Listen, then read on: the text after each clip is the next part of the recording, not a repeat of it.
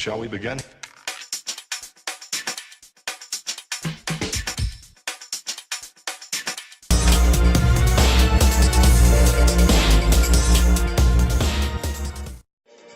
A finales de los años 70, Mohammad Reza Pahlavi, Shah de Persia, por la gracia de Allah, era el musulmán más admirado de Occidente.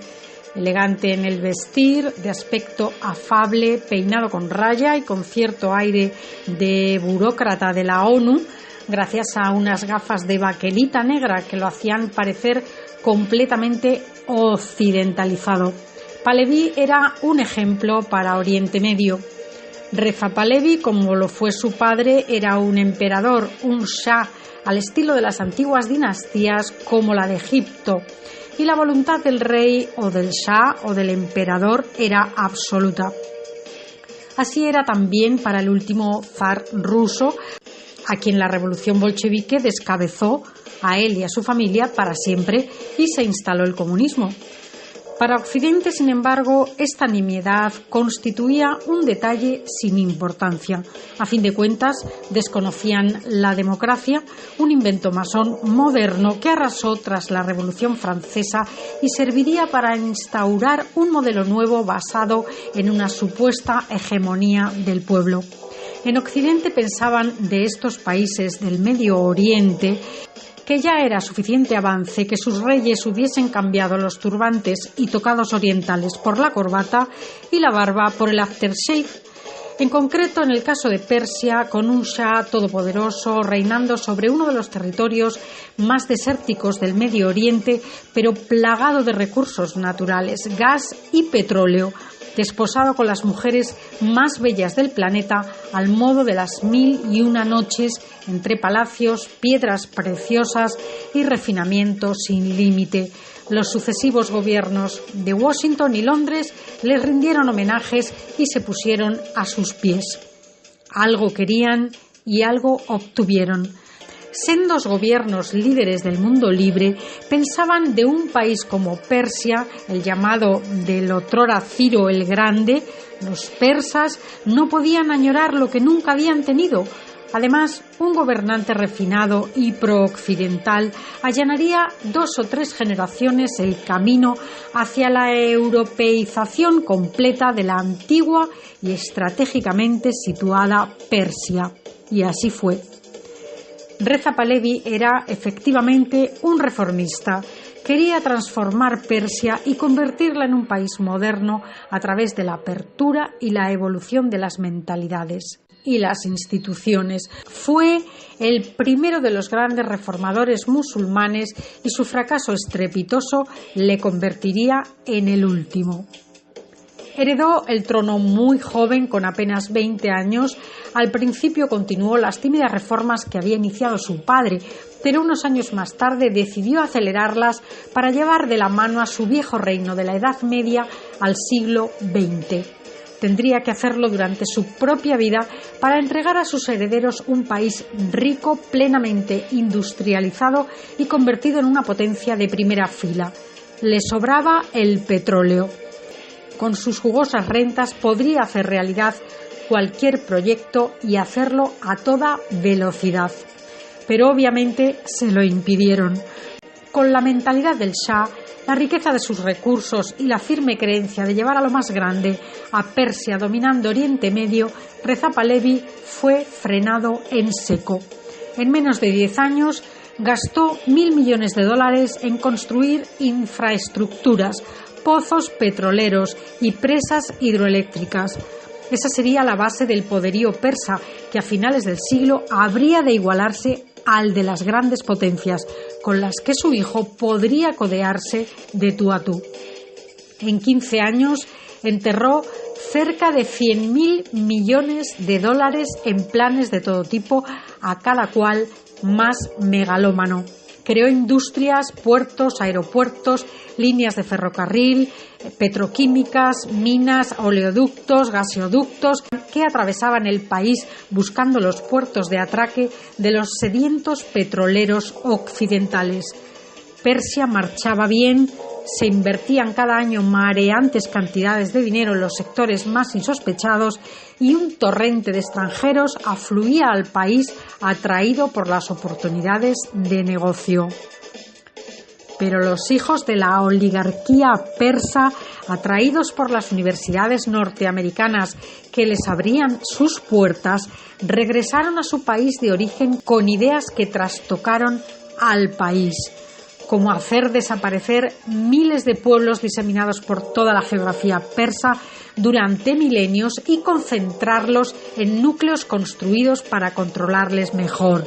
Les hacinaron en ciudades de bloques de viviendas y para ello arrebataron tierras a las autoridades clericales milenarias y nacionalizaron la tierra, dando unos reales al pueblo para que las cultivaran y entregando toda la producción al gobierno. De manera que, rotas las identidades tribales, doblegado el poder del clero y con una inflación galopante, en una década Irán pasó de autoabastecerse de alimentos y generar excedente a tenerlos que comprar fuera. Lo que el Shah pensó que era catapultar a su país se fue convirtiendo en subdesarrollo. Los jóvenes desarraigados emigraban a las ciudades y se refugiaban en las mezquitas, donde daban con los clérigos que el Shah había condenado al ostracismo. Allí, entre la lectura del Corán y los rezos, se cocía el fermento que preparaba la venida del Ayatolá Jomeini, que estaba en la vecina Irak.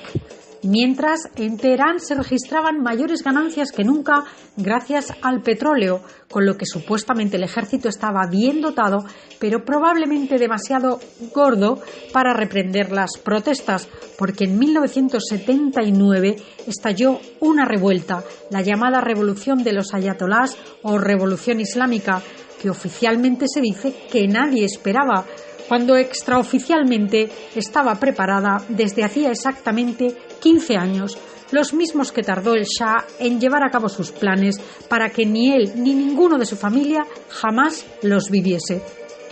Se produjo la toma de rehenes en la embajada estadounidense por parte de los fanáticos islámicos y la excusa para entablar enfrentamiento abierto con los Estados Unidos estaba servida.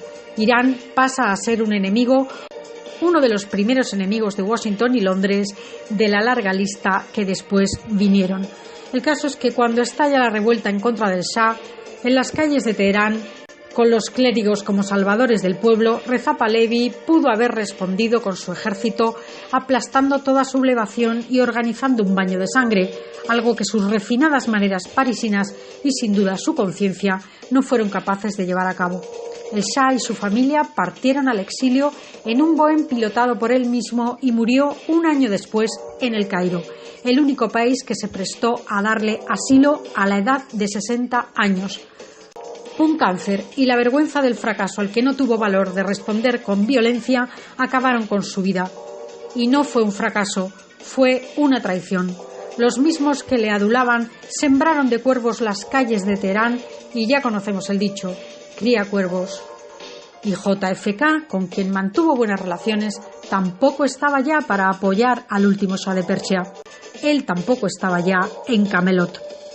Farah Diba acompañó a Reza Pahlavi en su breve exilio fuera de su tierra, un paraíso perdido para siempre.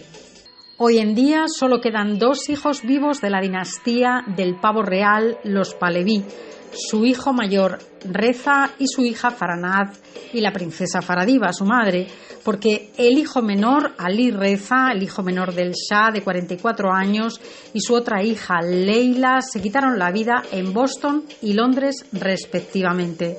Según su propia madre, víctimas del exilio, ambos decidieron irse ante la depresión y pena por la patria perdida, según declararon sendas noticias en el momento de sus desapariciones.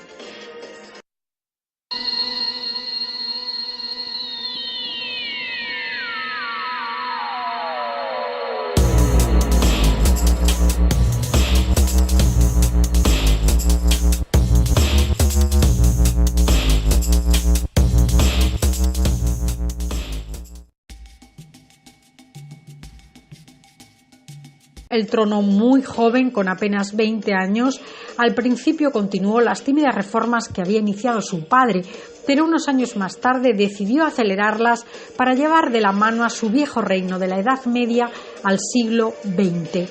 Tendría que hacerlo durante su propia vida para entregar a sus herederos un país rico, plenamente industrializado y convertido en una potencia de primera fila. Le sobraba el petróleo. Con sus jugosas rentas podría hacer realidad cualquier proyecto y hacerlo a toda velocidad. Pero obviamente se lo impidieron. Con la mentalidad del Shah, la riqueza de sus recursos y la firme creencia de llevar a lo más grande a Persia dominando Oriente Medio, Reza Pahlavi fue frenado en seco. En menos de 10 años gastó $1.000 millones en construir infraestructuras, pozos petroleros y presas hidroeléctricas. Esa sería la base del poderío persa, que a finales del siglo habría de igualarse al de las grandes potencias, con las que su hijo podría codearse de tú a tú. En 15 años enterró cerca de $100.000 millones en planes de todo tipo, a cada cual más megalómano. Creó industrias, puertos, aeropuertos, líneas de ferrocarril, petroquímicas, minas, oleoductos, gaseoductos que atravesaban el país buscando los puertos de atraque al ostracismo. Allí, entre la lectura del Corán y los rezos, se cocía el fermento que preparaba la venida del Ayatolá Jomeini, que estaba en la vecina Irak. Mientras, en Teherán se registraban mayores ganancias que nunca gracias al petróleo, con lo que supuestamente el ejército estaba bien dotado, pero probablemente demasiado gordo para reprender las protestas, porque en 1979 estalló una revuelta, la llamada Revolución de los Ayatolás o Revolución Islámica, que oficialmente se dice que nadie esperaba, cuando extraoficialmente estaba preparada desde hacía exactamente 15 años, los mismos que tardó el Shah en llevar a cabo sus planes para que ni él ni ninguno de su familia jamás los viviese. Se produjo la toma de rehenes en la embajada estadounidense por parte de los fanáticos islámicos y la excusa para entablar enfrentamiento abierto con los Estados Unidos estaba servida. Irán pasa a ser un enemigo, uno de los primeros enemigos de Washington y Londres de la larga lista que después vinieron. El caso es que cuando estalla la revuelta en contra del Shah, en las calles de Teherán, con los clérigos como salvadores del pueblo, Reza Pahlavi pudo haber respondido con su ejército aplastando toda sublevación y organizando un baño de sangre, algo que sus refinadas maneras parisinas y sin duda su conciencia no fueron capaces de llevar a cabo. El Shah y su familia partieron al exilio en un Boeing pilotado por vientos petroleros occidentales. Persia marchaba bien, se invertían cada año mareantes cantidades de dinero en los sectores más insospechados y un torrente de extranjeros afluía al país atraído por las oportunidades de negocio. Pero los hijos de la oligarquía persa, atraídos por las universidades norteamericanas que les abrían sus puertas, regresaron a su país de origen con ideas que trastocaron al país, como hacer desaparecer miles de pueblos diseminados por toda la geografía persa durante milenios y concentrarlos en núcleos construidos para controlarles mejor. Les hacinaron en ciudades de bloques de viviendas y para ello arrebataron tierras a las autoridades clericales milenarias y nacionalizaron la tierra, dando unos reales al pueblo para que las cultivaran y entregando toda la producción al gobierno. De manera que, rotas las identidades tribales, doblegado el poder del clero y con una inflación galopante, en una década Irán pasó de autoabastecerse de alimentos y generar excedente a tenerlos que comprar fuera. Lo que el Shah pensó que era catapultar a su país se fue convirtiendo en subdesarrollo. Los jóvenes desarraigados emigraban a las ciudades y se refugiaban en las mezquitas, donde daban con los clérigos que el Shah había condenado de avance, que sus reyes hubiesen cambiado los turbantes y tocados orientales por la corbata y la barba por el aftershave.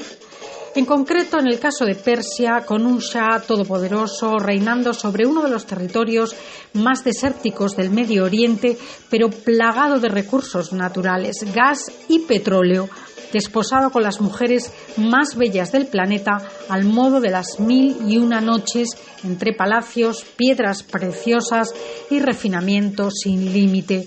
Los sucesivos gobiernos de Washington y Londres le rindieron homenajes y se pusieron a sus pies. Algo querían y algo obtuvieron. Sendos gobiernos líderes del mundo libre pensaban de un país como Persia, el llamado del otrora Ciro el Grande. Los persas no podían añorar lo que nunca habían tenido. Además, un gobernante refinado y pro-occidental allanaría 2 o 3 generaciones el camino hacia la europeización completa de la antigua y estratégicamente situada Persia. Y así fue. Reza Pahlavi era efectivamente un reformista. Quería transformar Persia y convertirla en un país moderno a través de la apertura y la evolución de las mentalidades y las instituciones. Fue el primero de los grandes reformadores musulmanes y su fracaso estrepitoso le convertiría en el último. Heredó. Shall we begin?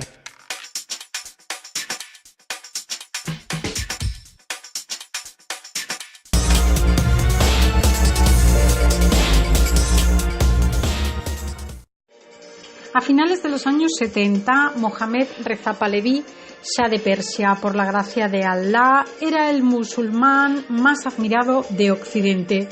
Elegante en el vestir, de aspecto afable, peinado con raya y con cierto aire de burócrata de la ONU, gracias a unas gafas de baquelita negra que lo hacían parecer completamente occidentalizado. Pahlavi era un ejemplo para Oriente Medio. Reza Pahlavi, como lo fue su padre, era un emperador, un shah, al estilo de las antiguas dinastías como la de Egipto, y la voluntad del rey o del shah o del emperador era absoluta. Así era también para el último zar ruso, a quien la revolución bolchevique descabezó a él y a su familia para siempre y se instaló el comunismo. Para Occidente, sin embargo, esta nimiedad constituía un detalle sin importancia. A fin de cuentas, desconocían la democracia, un invento masón moderno que arrasó tras la Revolución Francesa y serviría para instaurar un modelo nuevo basado en una supuesta hegemonía del pueblo. En Occidente pensaban de estos países del Medio Oriente que ya era suficiente